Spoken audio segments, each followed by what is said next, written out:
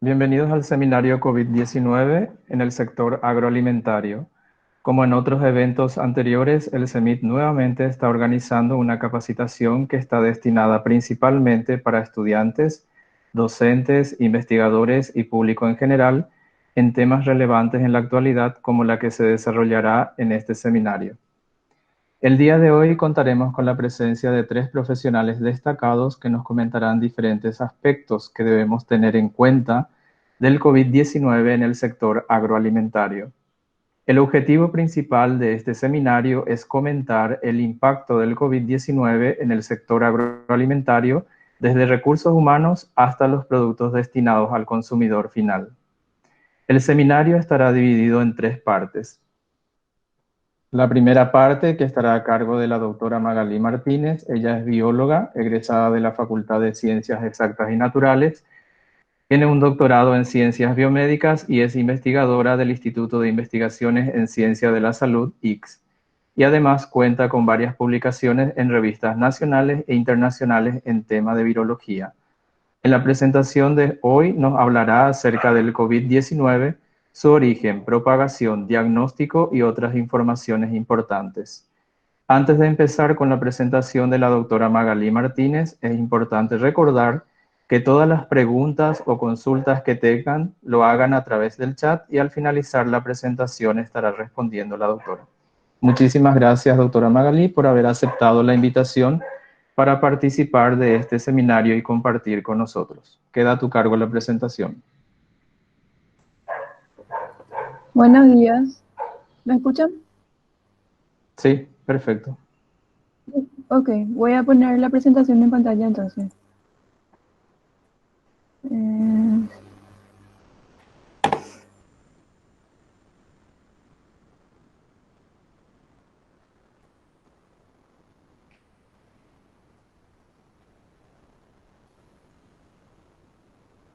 ¿Se ve? No, tenés que No. compartir. Ahí está, ahí está. Ya lo encontré. Y ahora sí. Sí, ahora ya empieza a compartirse. Bueno, comenzamos entonces. Falta, no, no sale Magalí. Ajá, ya estamos en presentación y está compartiendo. Pero voy a intentar, voy a salir y voy a reingresar. Dale, por favor. Sí sale, dice. Sí, sí, ya está Ah, Magalí. ok, salí. Entonces ahora sí voy a ingresar de vuelta.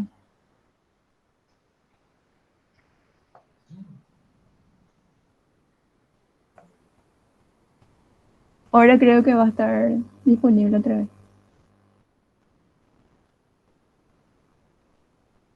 Si me confirman que se ve, comenzamos. Sí, perfecto. Bueno, buenos días. Este, este seminario cortito va a tratar de, vamos a hablar sobre el origen del virus, vamos a hablar por qué es importante conocer las características virales, además de las características epidemiológicas de la pandemia actual, y vamos a tratar brevemente de explicar de qué estamos hablando cuando hablamos de el genoma, cuando hablamos del gen blanco, cuando hablamos de por qué no podemos o no hacer estudios serológicos y mirando el virus y en qué parte del virus está involucrada en cada una de esos términos y de esas utilidades que ahora están escuchando seguramente por todos lados. Entonces, como también yo creo que hay muchos que van a conocer ya esto, pero como también hay muchos alumnos, vamos a empezar de una pregunta muy básica. ¿Qué es un virus? El virus no es un organismo celular. El virus, si vamos a definirle de algún modo, es una partícula infecciosa. Y es una partícula que se copia a sí misma dentro de las células que infecta. Eh, para poder cumplir esa función de copiarse a sí misma, necesariamente tiene que infectar una célula. Es diferente, por ejemplo, una bacteria que uno le pone en un medio rico de alimentos para ella, por ejemplo, o para una célula en general y va a replicarse. Un virus necesariamente debe infectar una, una célula. ¿Cómo se compone esa partícula infecciosa?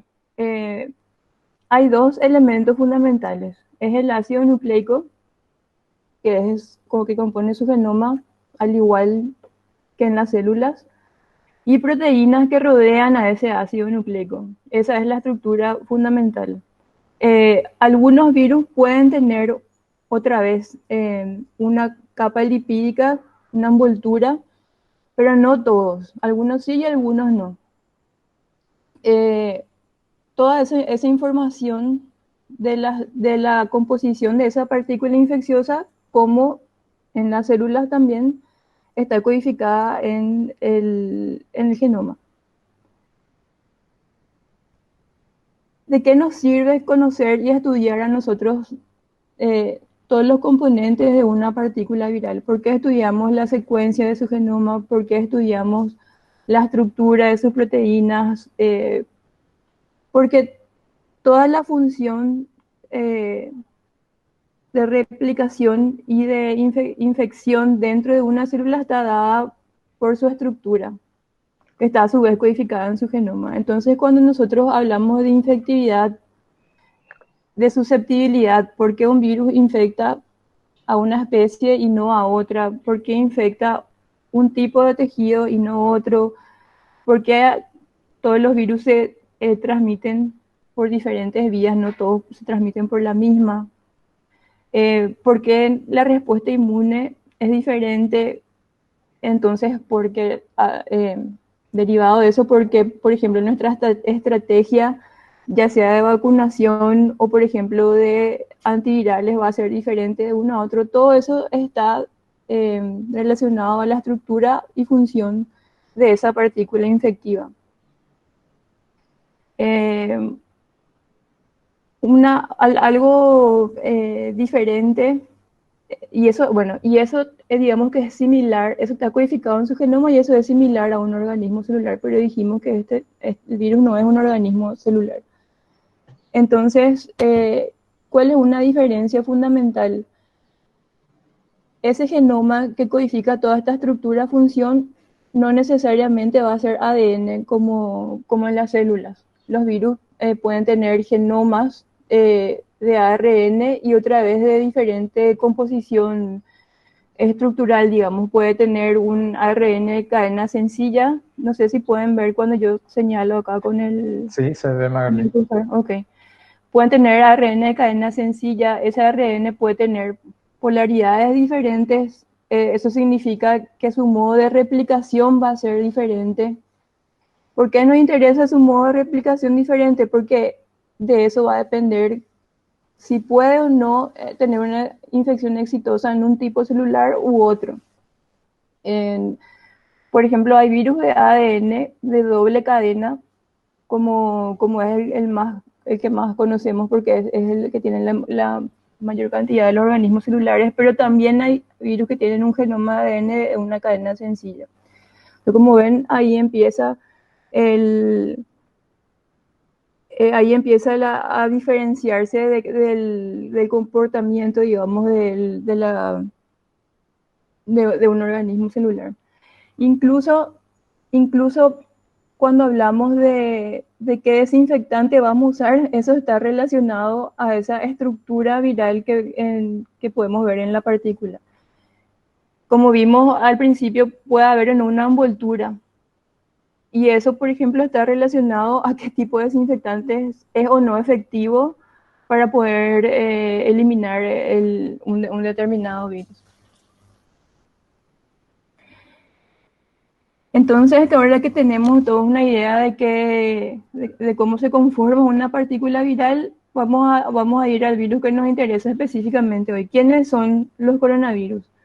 Los coronavirus infectan una variedad grande de animales, o sea, están presentes en muchas especies y pertenecen a un orden de nidovirales. Generalmente la clasificación taxonómica de los virus también está muy relacionada al tipo de genoma que posee, ¿verdad? Todo este orden y su subsiguiente familia y sus familias están compuestos por virus que tienen ARN de cadena. Y después vamos a ver por qué esto es importante, ¿verdad? Y dentro de esta familia de los coronavirus hay 4 géneros que nos interesan más a los humanos, que son alfa, beta y gamma, alfa, beta, gamma y delta coronavirus. ¿Por qué? Porque principalmente alfa y beta coronavirus son los que conocemos que están presentes en las poblaciones humanas. Los otros están presentes principalmente en otro tipo de animales. ¿Por qué nos interesan principalmente estos géneros? Normalmente hay 4 tipos de coronavirus circulando en humanos. Y generalmente producen enfermedades respiratorias no muy severas. Sin embargo, ya tenemos experiencia con otros 2 coronavirus miembros del género beta coronavirus, que ustedes ya habrán escuchado alguna vez su nombre, el SARS y el MERS. Esas son especies virales que aparecieron en humanos, posiblemente derivadas de animales, y causaron enfermedades de mucha severidad y de alta mortalidad, y ahí es como que despertó fue la llamada de atención de que debíamos poner más atención en esta familia de virus porque tienen esa potencialidad de causar enfermedades severas en humanos. Entonces, ¿qué pasa? En diciembre de 2019 hay un brote de enfermedad respiratoria, en muchos casos de neumonía, en una ciudad de China, en la ciudad de Wuhan. ¿Y qué es lo que se hace? Se aísla el genoma. Eso se puede hacer ahora relativamente fácil, ¿verdad? Con las tecnologías de secuenciación o de metasecuenciación, donde uno secuencia todo lo que encuentra en una muestra, no necesariamente de manera específica. Y una vez que uno obtiene ese genoma, se puede comparar con otros y se busca quién es el más similar. Entonces, en base a este estudio, se pudo ver que lo que estaba circulando en ese brote de neumonía en China, más o menos a fines del año pasado, era un virus muy similar al SARS, que había circulado inicialmente en China justamente en el 2003. Esto que están viendo ahora es un árbol filogenético compuesto por secuencias de genomas de varios miembros de esa familia de beta coronavirus que vimos anteriormente. Lo que ven, este punto rojo y lo que ven, por ejemplo, este es un grupo o clúster, este es otro y este es otro, ¿verdad? Lo que ven en amarillo son virus que estuvieron circulando en ese brote de SARS en el 2003, ¿sí? Y ven que esto que ven en rojo, que es una secuencia de genoma aislado de ese brote de enfermedad respiratoria, está muy cercanamente relacionado a ese grupo de virus. No está relacionado, por ejemplo, a los humanos que circulan normalmente en una gripe estacional, que ven acá en verde, o por ejemplo al MERS, que fue el causante de otro brote en el 2012. Entonces, vamos a ver ese mismo clúster, pero un poco agrandado, ¿verdad? Entonces acá pueden ver bien cómo en estas secuencias aisladas de ese brote de enfermedades respiratorias están muy relacionadas a coronavirus provenientes de animales, en este caso de murciélagos. No es exactamente el mismo por la distancia que uno puede medir haciendo este tipo de análisis de asociación entre un genoma y otro, pero esto ya te sugiere un probable origen de este virus. No, como está relacionado a virus animales, entonces, ¿qué pasa? Es un virus que posiblemente no circulaba antes en una población humana. ¿Y qué significa eso? Que ahora la mayoría de la población humana es susceptible a este virus porque no hay una inmunidad previa. Entonces, ¿cómo se decide nombrar a este virus? Se le llama SARS coronavirus 2 por su relación con el primer brote de SARS, que fue en el 2002 y se extendió hasta el 2003. Ese es el nombre del virus y es el nombre que le dio el Comité Internacional de Taxonomía. Pero no hay que confundir, o sea, con COVID. COVID que le está nombrando a la enfermedad que causa este virus, ¿verdad? Y es debido a deriva de estas siglas. Estas son las siglas de esta palabra. La enfermedad coronavirus del 2019 y ese fue el nombre que le dio la OMS a la enfermedad causada por el SARS coronavirus 2. Entonces, ¿cómo fue? ¿Cuál es la información que tenemos de cómo ocurrió que un virus de murciélago infecte a la población humana y cause lo que estamos viendo ahora?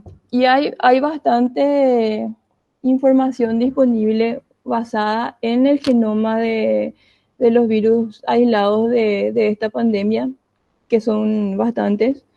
Yo quiero hacer énfasis en esta publicación que está disponible, si es que después quieren leer más al respecto, en algo que es normal en los virus, es que cada vez que se replica pueden haber cambios en ese genoma. Por eso dijimos que es importante conocer el tipo de genoma que tiene, como vimos al principio. Vimos que este era un virus de genoma ARN. Un genoma ARN, a diferencia de un genoma ADN como el que tienen los eucariotas, por ejemplo, una vez que replica puede tener errores, pero no corrige esos errores. Sin embargo, un genoma ADN tiene esa capacidad de corregir errores una vez que replica, por eso no hay demasiada diferencia de cuando una célula se divide y tiene una progenie. Este es un virus ARN, entonces tiene una alta tasa de mutación normalmente, no es algo fuera de lo común. Esta mutación es uno de los principales mecanismos evolutivos virales y esto le ayuda generalmente a poder ser efectivo en sus infecciones. En este caso, lo que se pudo ver es que esta proteína que ven en el exterior de esta partícula viral, que es necesaria para poder infectar esa célula, que dijimos que el virus necesariamente infecta una célula para poder replicarse, tiene diferencias respecto a las secuencias de los coronavirus más relacionados, como habíamos visto en ese árbol anterior. ¿Por qué importa esa diferencia que podemos ver en el genoma que codifica esta proteína específicamente del virus? Porque esa secuencia codifica la estructura de esta proteína. ¿Y qué pasa con la estructura? Si cambia la estructura de esta proteína, en este caso, le ayuda a poder infectar otro hospedero. Ahora, antes a lo mejor, como estaba anteriormente, podía infectar, era efectiva entrando a células de otra especie, por ejemplo los murciélagos. Ahora puede infectar humanos debido a que tuvo ciertos cambios. Acá voy a puntualizarle dos que los autores y en otras publicaciones consideran importantes. Esta proteína tiene una inserción respecto a la secuencia de otros coronavirus, y esa inserción es un sitio que ayuda a hacer modificaciones estructurales necesarias en esa proteína para poder unirse a los receptores de células humanas. Por ejemplo, ACE2, no sé, AC2, que habrán leído bastante en las noticias. Por eso es que posiblemente ahora tiene habilidad de ingresar a las células humanas. Y en, otras características es que, por ejemplo, tiene ciertas mutaciones también en el cercanas o en el sitio de esta misma proteína que se une a los receptores que están en células humanas que también le hacen más hábil para poder infectar este nuevo hospedero, que en este caso es el humano. Eh, Todo esto se pudo ver en base a estudiar el genoma de este nuevo virus. ¿Qué otra cosa se pudo ver en base a poder estudiar el genoma de este virus? Como dijimos, el ARN tiene bastantes cambios por su misma naturaleza, ¿verdad? Al replicarse. Y entonces esa cantidad de cambios hace posible que uno pueda cuantificar la cantidad de cambios en una determinada cantidad de tiempo, y esto hace que uno pueda ir trazando en tiempo real, digamos, las variaciones de este virus, y entonces uno puede medir, bueno, si tenemos en este tiempo esta cantidad de mutaciones, podemos hacer una estimación de cuándo fue que empezó a circular en la población humana este virus. Entonces, ese cálculo da que como máximo a inicios de noviembre, pero más posiblemente a mediados y fines de noviembre del año pasado, es que este virus empezó a circular y a transmitirse de un hospedero humano a otro hospedero humano. Este cálculo también sugiere que fue un pasaje, digamos, interespecie, del hospedero animal al hospedero humano, y como el virus tenía esa habilidad de infectar ya células humanas, se fue transmitiendo entre humanos, ¿verdad?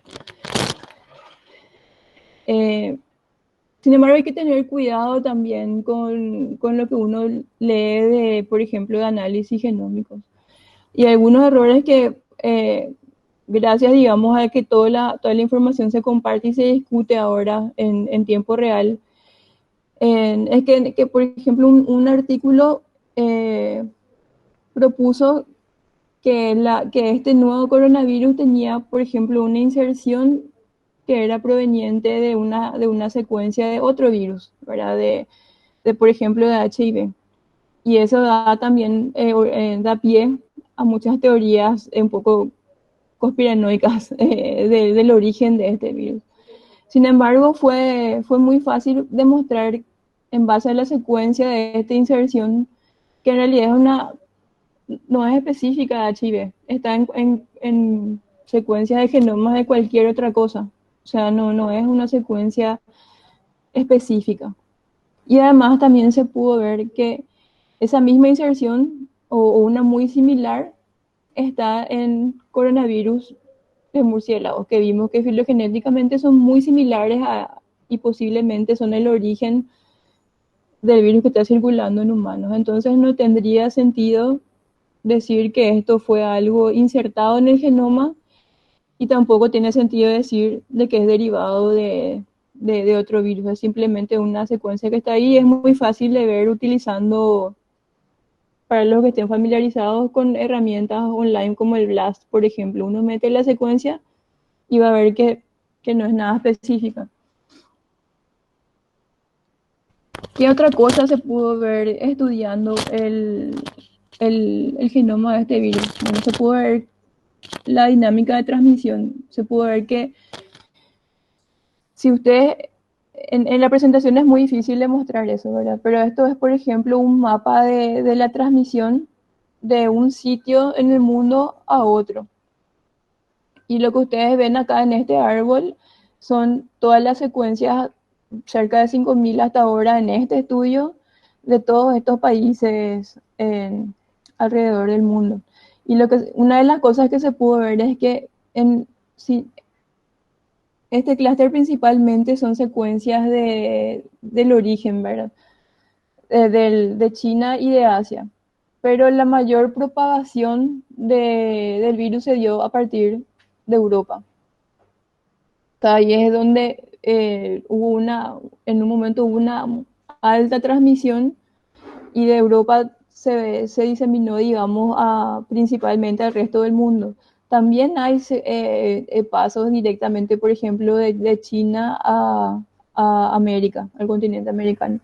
Pero la principal fuente de diseminación fue a partir de la explosión, digamos, que hubo en Europa. ¿Por qué es importante esto? Porque algunos países, por ejemplo, detectaron esto de manera temprana y esto te lleva a tomar medidas tempranas, por ejemplo, el control de los viajes de las personas que ingresan o salen de un país y esto ayuda a cortar de manera temprana la transmisión, por ejemplo. Eh, Como podemos ver acá en este mapa, vemos que está en prácticamente todo el mundo circulando. Entonces, ¿qué es lo que le hace tan hábil ahora? ¿Cómo se transmite este virus que fue capaz de causar este tipo de pandemia? En, Algo que hay que aclarar es que todo esto está en estudio y hay cosas que sabemos y hay muchas cosas que no sabemos. Algo que sabemos ya de este virus, por ejemplo, es que se transmite principalmente a través de las vías respiratorias. O sea, principalmente uno puede contagiarse si el virus entra a través de la nariz o de los ojos, por ejemplo. Entonces, entonces ¿por qué es importante saber esto? Porque podemos ver, otro detalle, perdón, antes de continuar con eso es que hay de los virus que se transmiten de este modo, hay dos posibles escenarios, ¿verdad? Virus que pueden llegar más lejos, digamos, una vez que uno estornuda, por ejemplo, o virus que al estornudar no llegan tan lejos, sino que es corta la distancia que recorre esa partícula viral que sale, por ejemplo, en un estornudo y principalmente puede dejar infectada una superficie cercana, por ejemplo. No necesariamente va a estar en el aire mucho, mucho tiempo flotando y uno puede infectarse respirando, digamos, al pasar. Eh,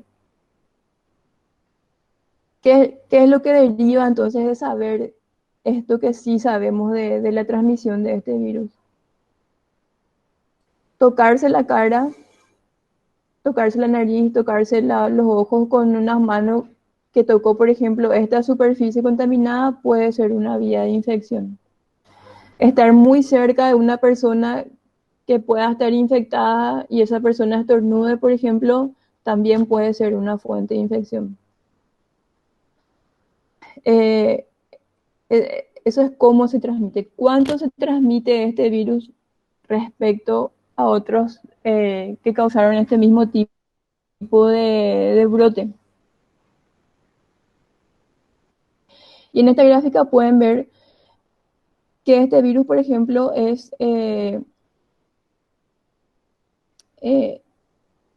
tiene mayor alto rango de transmisibilidad, o sea, de cuánta gente una persona enferma puede infectar. Por ejemplo, si yo estoy enfermo, puedo infectar 2, 3, 4 personas más alrededor mío, o más o menos que ese número. En este gráfico pueden ver que este virus, por ejemplo, es más transmisor, digamos, transmisible que la influenza estacional, pero que es esta. Sin embargo, se transmite menos que, por ejemplo, el SARS anterior o que el MERS, por ejemplo, ¿verdad? Incluso es su rango de mortalidad calculado hasta ahora, ¿verdad? Recordemos que todavía no termina este brote, eso se va a poder calcular con precisión después, pero aparentemente es menor también a este otro coronavirus, a estos otros coronavirus que circularon anteriormente. Entonces, ¿por qué si es apenas un poco más transmisible que la influenza estacional no es tan mortal? ¿Por qué está causando lo que está causando ahora? Y eso, por ejemplo, podría tener que ver, entre otras cosas, en cuándo se transmite. Cuando un virus infecta, hay un periodo de incubación, que es cuando el virus empieza a replicarse dentro del hospedero y empieza a contagiar, digamos, empieza en una célula y empieza a contagiar las que están alrededor. Ese es el periodo de incubación, que toma un tiempo dependiendo del patógeno, ¿verdad? En general. Luego de eso empieza el periodo sintomático, que es cuando uno realmente se da cuenta que está teniendo esa infección. Y eh, cuando uno puede ser contagioso para otra persona. Por ejemplo, con el SARS del 2003 se vio que cuando uno está con síntomas es cuando uno realmente empieza a ser contagioso. Entonces, digamos que era más fácil eh, identificar y aislarle a las personas que tenían esa infección. Sin embargo, con este se está viendo que hay una ventana de tiempo antes de empezar a mostrar síntomas donde uno ya puede empezar a ser contagioso. Se calcula que es más o menos entre 48 horas, o sea, 2 días o 3 días antes de empezar a ser sintomático. Entonces, ¿qué pasa? Uno puede estar transmitiendo sin saber que es un foco de infección. Y esa puede ser una de las principales, digamos, estrategias del éxito de la transmisión de este virus actual. ¿Por qué es bueno saber esto? Porque, por ejemplo, de esto deriva las recomendaciones. Vamos a comportarnos como si fuese que todos estamos infectados, vamos a tener ya comportamientos de prevención. ¿Dónde se transmite este virus? Hay varios estudios y en este caso les estoy mostrando uno porque tiene un buen número de sujetos estudiados, principalmente o sea, principalmente en sitios donde hay aglomeración. Por ejemplo, dentro mismo de domicilio, en lugares donde hay mucha gente trabajando o, por ejemplo, en el transporte público. Entonces, ¿por qué es bueno tener todo este tipo de estudios?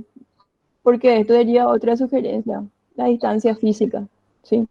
Entonces, si ya sabemos que estar cerca de alguien infectado o estar en contacto con superficies contaminadas es un foco de transmisión, podemos saber cómo prevenir esto.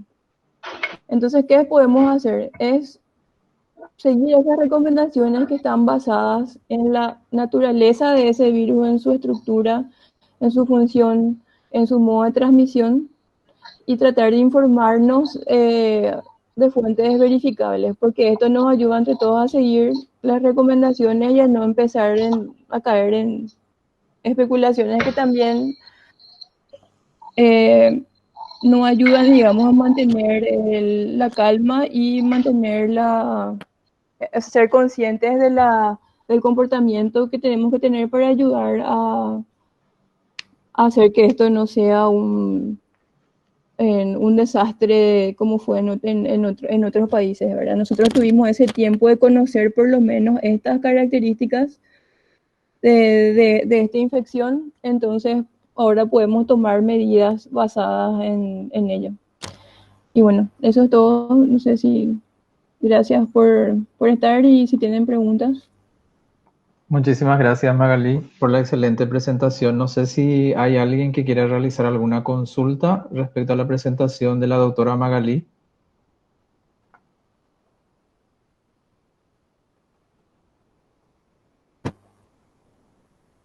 Bueno, de momento en el chat nadie está preguntando.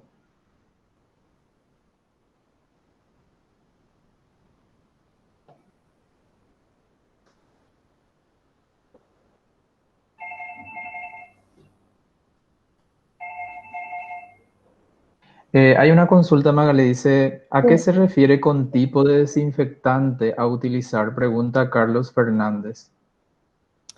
Eh, por ejemplo, ¿verdad? ¿Por qué te dicen lavarte las manos con agua y jabón? Porque este virus, vimos que es del tipo de virus envuelto, que tiene la capa de lípidos, digamos, en su superficie, en la superficie de la partícula. Entonces, ¿qué hace el jabón? El jabón va, digamos, a disolver y eso va a hacer que se desarme, por decir de un modo, esa partícula viral y deja de ser infectiva.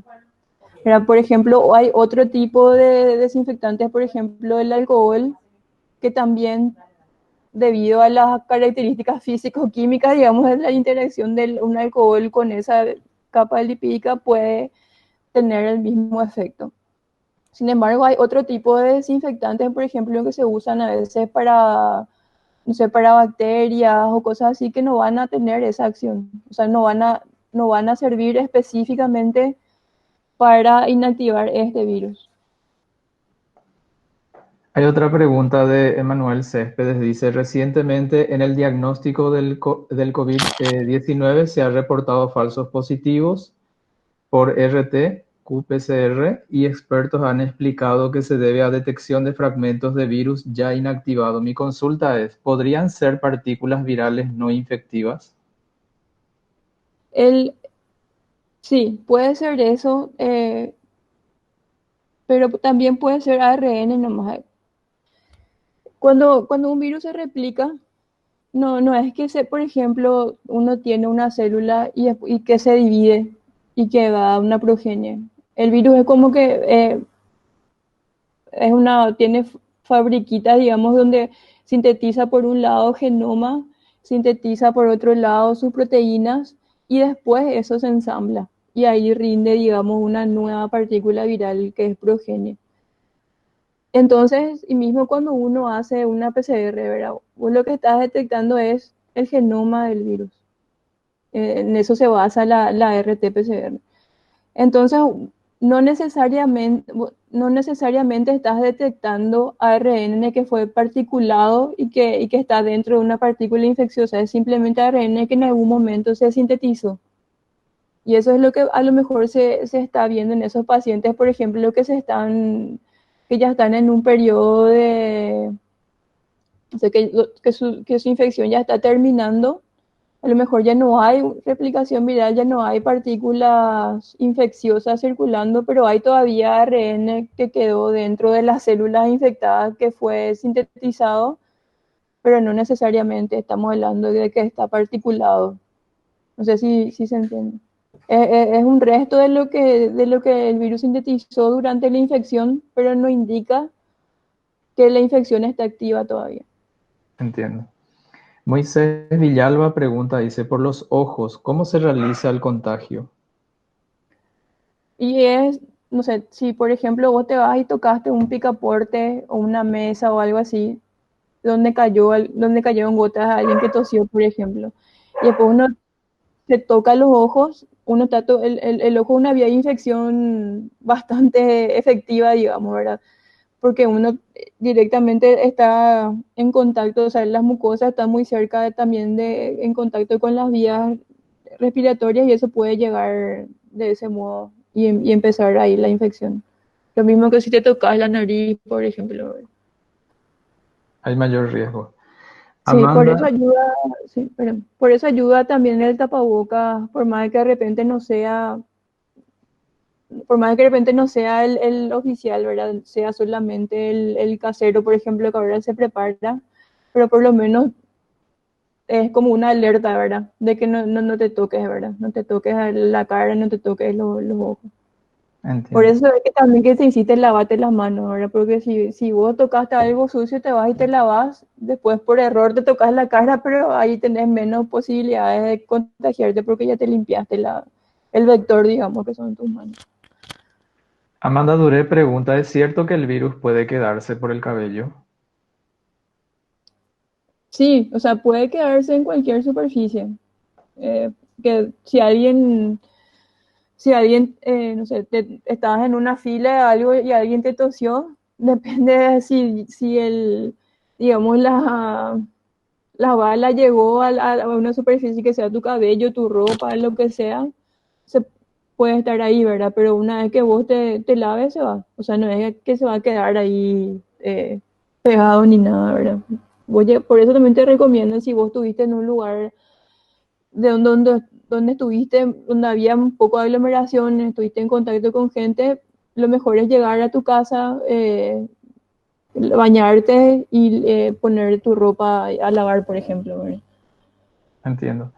Vamos a ir a realizar esta última consulta porque nos faltan dos presentaciones más. Dice, ¿puede comentar su criterio la doctora con relación al número reproductivo básico R0 de una infección ahora que estamos en el tema de inmunidad de población? Bueno, otra vez, ¿cuál es la pregunta?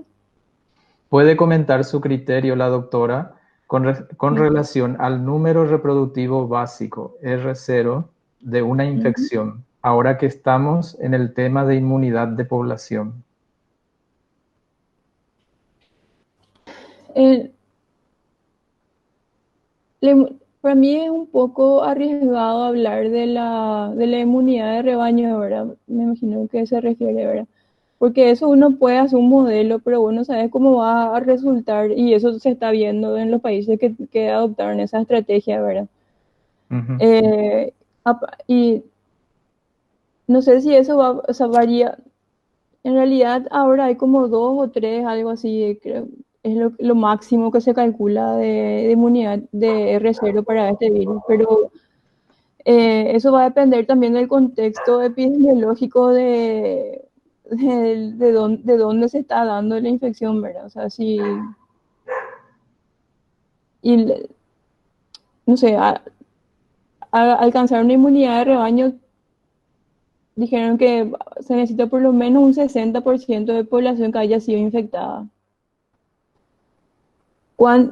Entonces, ¿cuánta gente tiene que infectarse para, en teoría, llegar a tener esa inmunidad de rebaño? Que en realidad tampoco estamos seguras si es 60% que te va a conferir esa inmunidad.